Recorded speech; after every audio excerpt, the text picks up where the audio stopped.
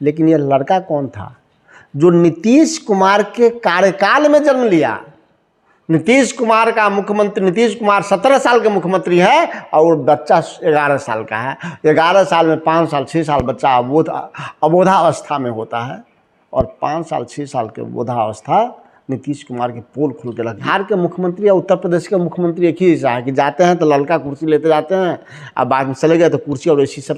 तो मुख्यमंत्री बताया ना कि वो जहाँ जन्मे वहाँ सबसे ज़्यादा अधिक बार गए, वो मुख्यमंत्री हैं। अगर वो उनको अपने गाँव के स्कूल नहीं दिखाई दिया तो बिहार कैसे दिखाई देगा। और जब अधिकारियों पर से भरोसा करते हैं तो आप समझ रहे कि अधिकारी कैसे चौपट हैं। अब तो माननीय मुख्यमंत्री को एकदम बिना राजनीतिक दबाव के, नैतिकता के आधार पर कि बिहार को उन्होंने किस कगार पे खड़ा कर दिया है, उनको अब तक सोनू यादव से बात करने के बाद त्याग पत्र दे देना चाहिए कि निर्लज्जता की सीमा पार कर गए हैं। क्योंकि शिक्षा की बात करते थे, लेकिन हो सकता है कि मुख्यमंत्री जी भी कह सकते हैं उनके लोग कि चूंकि सोनू यादव है इसलिए आरोप लगाया। वो 11 साल का बच्चा को हो सकता है कि लोग जात पात में भी बांट दें। नमस्कार, आप देख रहे हैं डी न्यूज और मैं हूं अभिषेक मिश्रा। बिहार की राजनीति का पारा वैसे आमतौर पर चढ़ा ही होता है, बिहार की सियासत की तासीर ही ऐसी है, लेकिन कोई यकीन शायद नहीं करता या किसी के जहन में यह बात नहीं आई होगी कि एक बच्चा बिहार की राजनीति में इस तरह का बवाल खड़ा कर देगा। एक बच्चा जो सीधे मुख्यमंत्री नीतीश कुमार को आईना दिखा देगा। इस पर बात करेंगे और कुछ दूसरे राजनीतिक सवाल भी हैं, उस पर बात करेंगे। लेकिन इंटरव्यू की शुरुआत उसी बच्चे से करेंगे, सोनू कुमार यादव से करेंगे। हमारे साथ कांग्रेस के मुखर प्रवक्ता राजेश राठौर साहब हैं। सर, सोनू कुमार यादव का जिक्र करेंगे, इंटरव्यू की शुरुआत करेंगे। पहले तो सोनू कुमार यादव ने सीधे मुख्यमंत्री नीतीश कुमार को आईना दिखाया। शिक्षा को लेकर सरकार के जो दावे हैं और उसके बीच की जो हकीकत है, दोनों के बीच जो बड़ा फासला है, उसको सोनू कुमार ने उसकी पोल खोल दी है। शायद मुझे लगता है कि नीतीश कुमार जी की जो थोथी दलील होती थी कि विरोध में विरोधी हैं इसलिए बोलते हैं, पहले से हमारी सरकार अच्छा की है। 17 साल पहले वाली सरकार को देखिए तो किसको बता रहे थे। हमने कांग्रेस पार्टी ने तो कभी नहीं कहा कि आज़ादी से पहले के देश को आप देखिए, जो देश आज़ाद हुआ, सरकारें बनी, पिछली सरकार से अगली सरकार तो अच्छा काम करती है चूँकि बजट बढ़ता है। लेकिन यह लड़का कौन था जो नीतीश कुमार के कार्यकाल में जन्म लिया। नीतीश कुमार का मुख्यमंत्री, नीतीश कुमार 17 साल के मुख्यमंत्री है और बच्चा 11 साल का है। 11 साल में 5 साल 6 साल बच्चा अबोधावस्था में होता है और 5 साल 6 साल के बोधावस्था नीतीश कुमार की पोल खुल के रख दी। 2 बार मैं उसके गांव गया हूं, नालंदा के हरनौत का नीमाकोल गांव है, और कल ही मैं 2 बार उसके गांव गया हूं। किसी कारणवश दोबारा हमको जाना पड़ा। मुख्यमंत्री का गांव है कल्याण बिघा। कल्याण बिघा से महज 2 किलोमीटर की दूरी पर वो गांव है, नीमाकोल गांव। उस गांव के सरकारी स्कूल की स्थिति यह है जो मुझे वहां के बच्चों ने बताया। पहले तो सोनू ने बताया कि वहां जो टीचर हैं उनको कुछ नहीं आता है। वहाँ के बच्चों ने बताया, उस स्कूल में पढ़ने वाले बच्चों ने बताया कि प्रिंसिपल महीने में 25 दिन नहीं आते हैं। 2 कमरों का वो स्कूल है, एक कमरे में ऑफिस है और दूसरे कमरे में 5 क्लास की पढ़ाई होती है। ये मुख्यमंत्री नीतीश कुमार के गांव, या कह लें कि उनके गांव के चंद किलोमीटर की दूरी पर, 2 किलोमीटर की दूरी पर स्थित सरकारी स्कूल की बात मैं कर रहा हूँ। नीतीश कुमार जी ने बिहार में ही नहीं दुनिया में बिहार के मुख्यमंत्री की जगहसाई कर दी। उस मुख्यमंत्री के जो मुख्यमंत्री अपनी नैतिक पतन करके, अपने सिद्धांत को बदल के 7 बार मुख्यमंत्री बनने में कामयाब तो रहे, परंतु अपने गांव, बिहार तो छोड़ दीजिए, अपने गांव के भी स्कूल को सुधार नहीं पाए।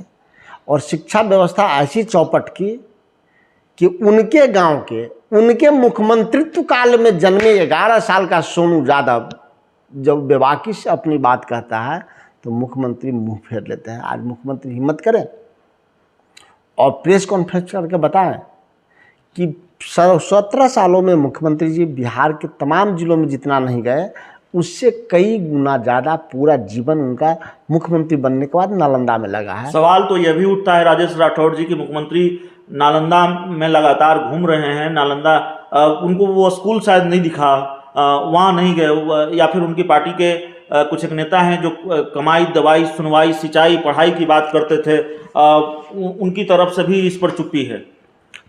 उस पर चुप्पी क्यों नहीं? तो मुख्यमंत्री बताया ना कि वो जहाँ जन्मे वहाँ सबसे ज़्यादा अधिक बार गए, वो मुख्यमंत्री हैं। अगर वो उनको अपने गांव के स्कूल नहीं दिखाई दिया तो बिहार कैसे दिखाई देगा? और जब अधिकारियों पर सिर्फ भरोसा करते हैं तो आप समझ रहे कि अधिकारी कैसे चौपट हैं।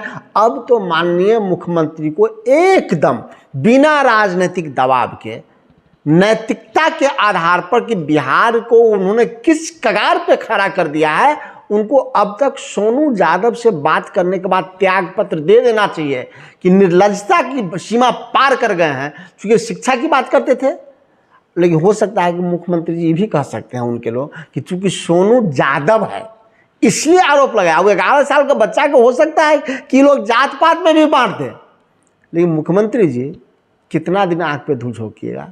एक बार आत्मा पे हाथ रख के बोलिए कि वो अबोध बच्चा ने आपको आंखें खोली कि नहीं खोली?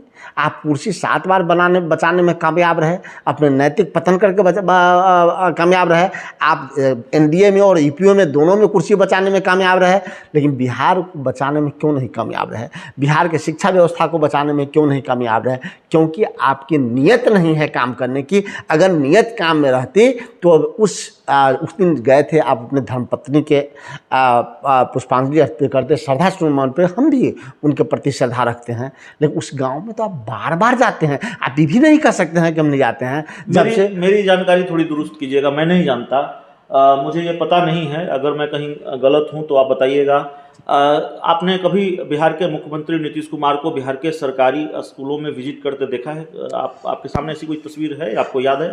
देखिए, मुझे तो याद नहीं है, लेकिन कुछ दिन कभी कभी देखते थे पटना उटना में जो खिचड़ी उचड़ी का कार्यक्रम होता था तो बहुत कालीन उलीन लग के मास्टर साहब लोग सब कालीन बिछाते थे, डीएम साहब साथे होते थे, वो सब टेबल पर पेपर नैपकिन होता था, फिर गिलास होता था, फिर उसमें पानी पिया जाता था। कोरोना काल में भी देखे कि जहाँ सीएम जाते थे वहाँ कारपेट लग जाता था, अंदर दीवार खत्म हो जाता था।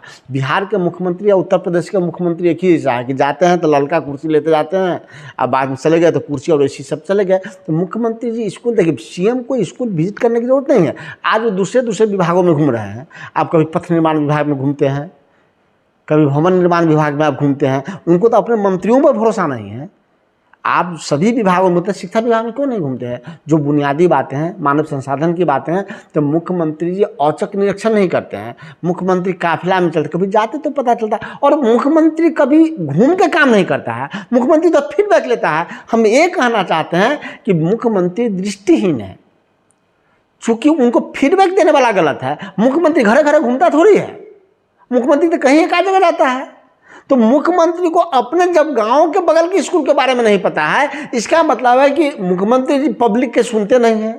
विधायक एमपी का चलता नहीं है, 4 अधिकारी उनके दलाल हैं, उनके साथ रहते हैं, उनका चलता है, और सही फीडबैक नहीं देता है। आज मुख्यमंत्री बताए ना कि वो उनके गाँव जहाँ उनकी धर्मपत्नी का पुष्पांजलि अर्पित करने वो स्वयं जाते हैं, हर साल जाते हैं, और तब वहाँ के बारे में उनको पता नहीं है, तो पूरे देश के बारे में कैसे पता होगा, पूरे राज्य के बारे में कैसे पता होगा? तो चलिए, राजेश राठौड़ जी से हम बात कर रहे थे, और एक तरह से ये पूरा गैर राजनीतिक इंटरव्यू था। इसको हालांकि आप किसी राजनीतिक व्यक्तित्व से बात करते हैं तो वो राजनीतिक इंटरव्यू ही होता है, लेकिन सोनू यादव, और सबसे बड़ी बात जब सोनू यादव ने कहा कि मास्टर पढ़ाते नहीं हैं, उनको कुछ आता नहीं है, उसके बाद हमने उस गांव के स्कूल की स्थिति देखी, बच्चों से बात की, और बच्चों ने जो बताया वो बेहद चिंता वाली बात है कि मुख्यमंत्री नीतीश कुमार के गांव के स्कूल की स्थिति, उनके गांव के बगल के सरकारी स्कूल की स्थिति यह है, तो फिर दूसरे सरकारी स्कूलों की क्या स्थिति होगी? सोशल मीडिया पर आप देखते ही रहते हैं विभिन्न चैनलों पर। तो हमने इसी सवाल पर बातचीत की है, इन्हीं सवालों पर बातचीत की है, और राजेश राठौड़ जी को हम परेशान करते रहेंगे। धन्यवाद। राजनीतिक सवालों पर हम बातचीत होती रहती है, पहले भी बातचीत होती रही है और आगे भी बातचीत होती रहेगी। आज सर पहली बार आप हमारे स्टूडियो में आए, बहुत अच्छा लगा हमको, और बेहद अच्छा इंटरव्यू रहा, कम से कम उस मामले पर जिस मामले को लेकर हम बातचीत करना चाह रहे थे। सौभाग्य मेरा भी है कि आपने आने का मौका दिया, इसलिए आभार। चलिए, बहुत बहुत धन्यवाद।